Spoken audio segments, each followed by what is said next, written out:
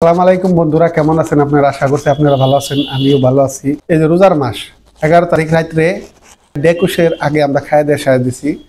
12 তারিখ প্রথম রোজা, আমরা 5টা 34 ইফতার করবো। হয়তো এক দৃষ্টিকে 2-1 মিনিট আগা বাঁচা হয়, তাই 13 ঘন্টা না খাইয়া থাকে আমরা রোজা থাকি। কিছুমান বন্ধু বান্ধবী আছে, কিছুমান সিনিয়র মানুষ আছে, তারা রোজার মাসে রোজা থাকে কিন্তু নামাজ পড়ে না।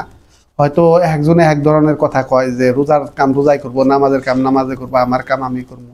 ঠিক আছে, একজনে এক রকমের বুঝেন। তাই তাদেরকে আমি একটা কথা বলি যে আপনারা রোজার মাসে 13 ঘন্টা না খাই থাকেন, কিন্তু নামাজটা যদি না পড়েন, হয়তো রোজার সব কিছু কিঞ্চিত পরিমাণে আপনারা পাইতে পারেন, কিন্তু আল্লাহর কাছে কিন্তু আপনাদের জবাব দিয়ে দিতে হবে যে কেন রোজার মাসে আপনারা রোজা থাকিয়া নামাজ পড়লেন না। আর এই রোজার মাস, এই ফজিলতের মাস, এমন একটা মূল্যবান মাস আহে, এই মাসে যদি আপনারা রোজার নগে 5 ওয়াক্ত নামাজ পড়েন, হয়তো আপনারা 5 ওয়াক্ত নামাজি হয়ে যাবেন। আপনারা যদি প্রত্যেক দিন তারাবির নামাজ পড়েন আর প্রত্যেক ওয়াক্ত যদি টাইম মতো নামাজ পড়তে পারেন, রোজা থেকে 13 ঘন্টা টাইম আমরা কিছু না খেয়ে একদম এই ফজর ওয়াক্তে খাই আর মাগরিবের ওয়াক্ত আমরা রোজাটা ভাঙি, তাহলে এই 13 ঘন্টায় যদি 5 ওয়াক্ত ধরে নামাজ পড়েন, হয়তো আপনারা 5 ওয়াক্ত নামাজি হয়ে যাবেন। আখিরাতের জন্য আপনারা দুনিয়ার থেকে একটা ভালো একটা কিছু নিয়ে যেতে পারবেন।